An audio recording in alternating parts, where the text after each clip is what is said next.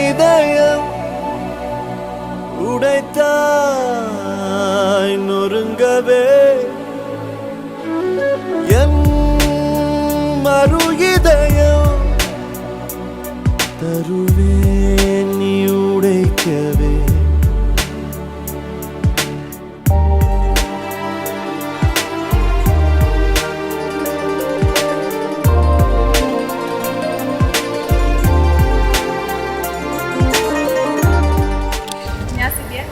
School ഫ്രണ്ടാണ്. എനിക്ക് കുഞ്ഞിനെ തൊട്ടേ വൃന്ദനെ അറിയാം.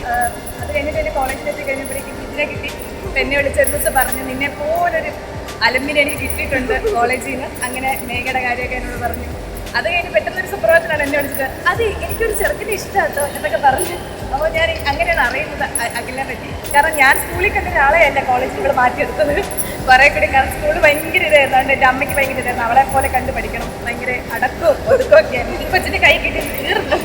അതുകൊണ്ട് പക്ഷേ എന്തായാലും at the end of the day I am happy for her. Because അവൾക്ക് ഇഷ്ടമുള്ള ആളെ തന്നെ അവൾ കല്യാണം കഴിച്ചു.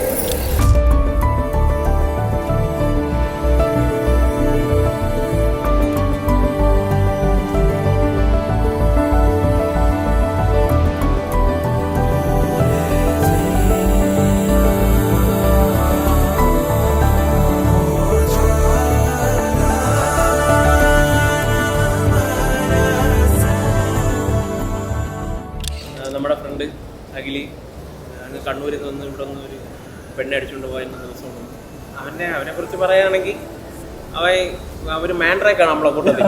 അവരെ കൊണ്ട് നമ്മൾ എവിടെ പോയാലും നമുക്ക് പ്രശ്നങ്ങൾ മാത്രം ഉണ്ടായിട്ടുള്ളൂ. വരുന്ന വഴിക്ക് തന്നെ അവന്റെ കല്യാണത്തിന് പറഞ്ഞുകൊണ്ടാണ് വണ്ടിയിൽ ബ്ലോക്ക് വഴുതക്കാട് റോഡുകളൊക്കെ ഇട്ടേക്കണം. അങ്ങനെയൊക്കെയുള്ള ഒരു മണിക്കൂർ ചുറ്റി കറങ്ങി എങ്ങനെയാലും എത്തി.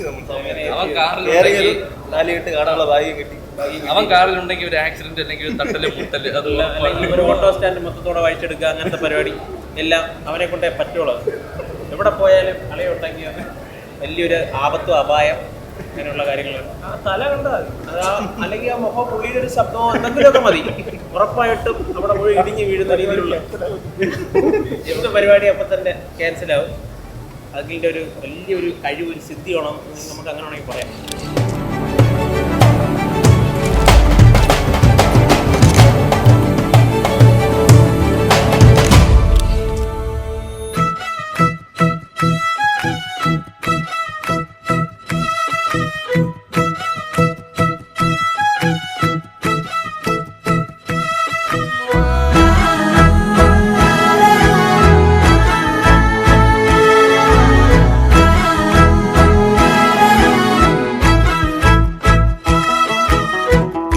മധുപകരൂ നീ താരകേ,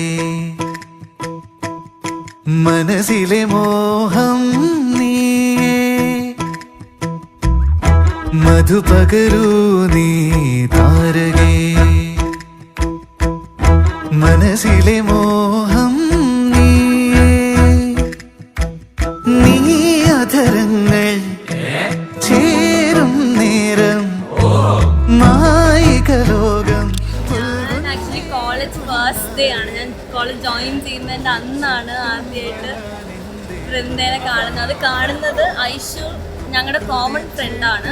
ഇവരുടെ റിലേഷൻഷിപ്പിൻ്റെ സ്റ്റാർട്ടിങ് തൊട്ട്, അതായത് ഫസ്റ്റ് ഡേ ഇവർക്ക് ഇപ്പം അങ്ങോട്ടും ഇങ്ങോട്ടും ക്രഷ് അടിച്ചത് തൊട്ട് എന്താ പറയുക, ഇന്നിപ്പോൾ കല്യാണം വരെ എത്തി നിൽക്കാനുള്ള ഓരോ ഇൻസ്റ്റൻസസും ഞാൻ അവെയറാണ്. ഞാൻ അറിയാതെ ഒന്നും സംഭവിച്ചിട്ടില്ല എന്നാണ് എൻ്റെ ഒരു അറിവ്.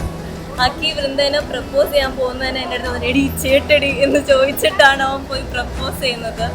എന്താ പറയുക, സ്റ്റിൽ ലൈക്ക് ഐ റിമെമ്പർ അന്ന് പ്രപ്പോസ് ചെയ്യാൻ വേണ്ടിയിട്ട് ഇവന് ഗിഫ്റ്റ്, എടാ ഇത് കൊടുത്ത് പ്രപ്പോസ് ചെയ്യടാന്ന് പറഞ്ഞ് അവന് വാച്ച് മേടിച്ച് കൊടുത്ത് എന്നാ പോയി പ്രപ്പോസ് ചെയ്യുമെന്ന് പറഞ്ഞ് വിളിച്ചത്, ലൈക്ക് പറഞ്ഞത് എനിക്കിപ്പോഴും ഓർമ്മയുണ്ട്.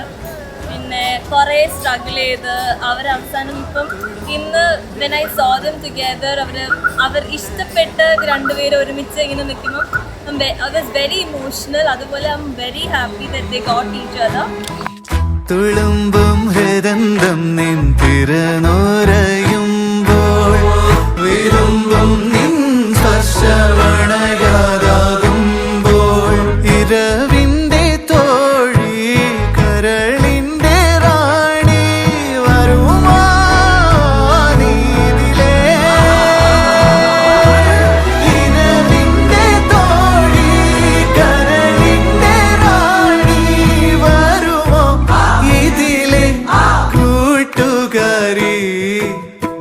ചോദിച്ചിട്ടും വരാനെന്തേ വൈകി നീ എത്ര വിളിച്ചിട്ടും വരാതെങ്ങോ നിന്നു നീ ഓ മധു പകരു നീ താരകേ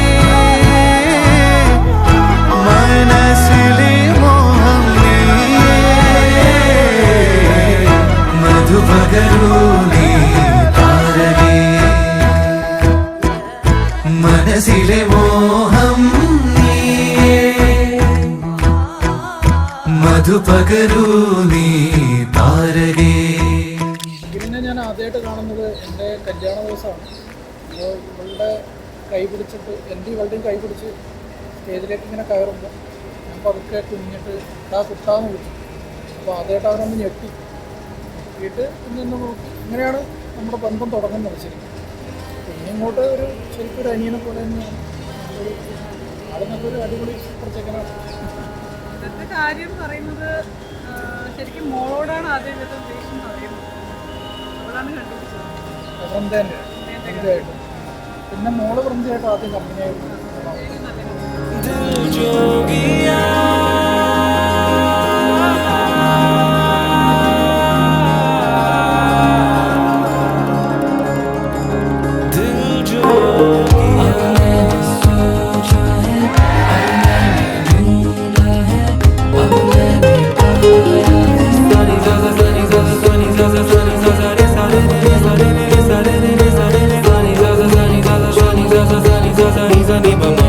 Sunny,